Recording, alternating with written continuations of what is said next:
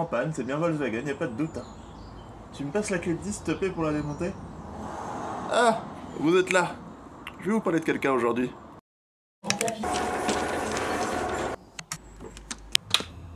Aujourd'hui on va parler de Juan Manuel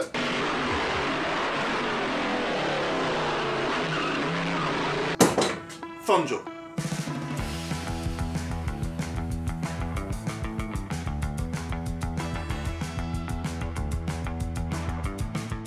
Les plus jeunes d'entre vous ne connaissent certainement pas l'expression « tu t'es pris pour Fangio ». Et pourtant, quand votre nom devient une expression, c'est qu'il y a une raison.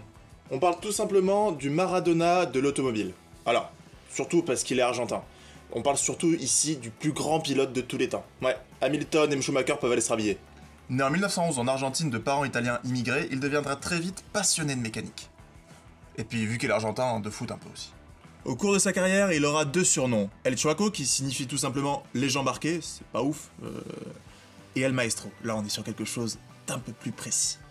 Il débute en 1936 avec une Ford A, avec un gros V8, et il finira 2e en qualification et 7e à la course complète, ce qui lui fait comprendre qu'il est peut-être pas si mauvais derrière un volant. Et vu qu'il est pas si mauvais, il se dit « Tiens, pourquoi je participe pas à une course de 10 000 km entre Lima au Pérou et Buenos Aires en Argentine, le tout en passant par la cordillère des Andes ?» Il se dit, bah en fait, je suis vraiment pas mauvais, et si je participais au championnat argentin? Bon, il va le perdre, mais il va se faire repérer par l'Automobile Club argentin, qui l'enverra en Europe pour faire un peu de repérage.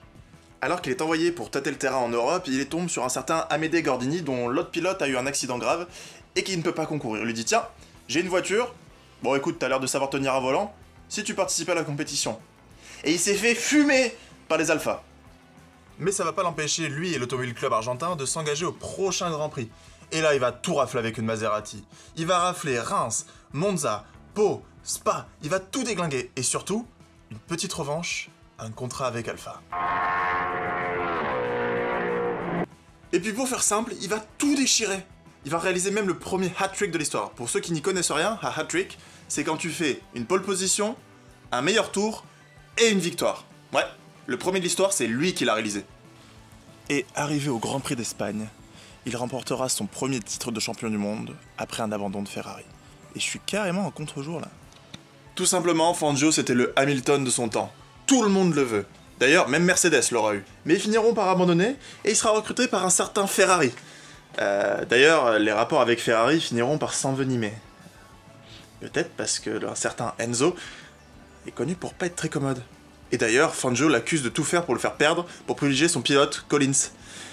Ouais, forcément, quand on accuse Lenzo d'un truc, ça se passe beaucoup moins bien. En 58, alors âgé de 47 ans, il décidera de quitter Ferrari, d'un certain commun accord, dirons-nous, pour rejoindre l'écurie Maserati. Maserati qui finira, par souci financier, par abandonner la compétition automobile. Mais ça ne l'empêchera pas non plus de réussir 24 victoires sur 51, soit le meilleur taux de réussite jamais enregistré en F1. Meilleur pilote du monde.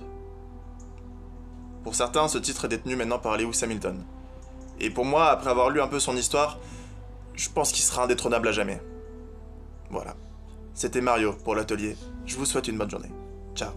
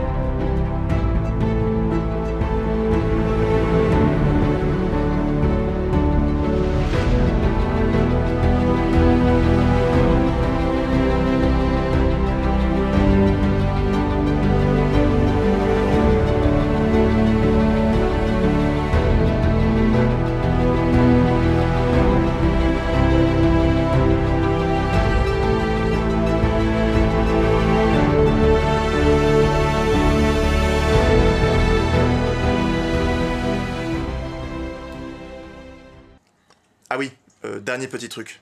Il a eu son permis à 50 ans, après avoir couru presque 25 ans de compétition automobile. Comme quoi, y a pas besoin de savoir conduire pour être un grand pilote.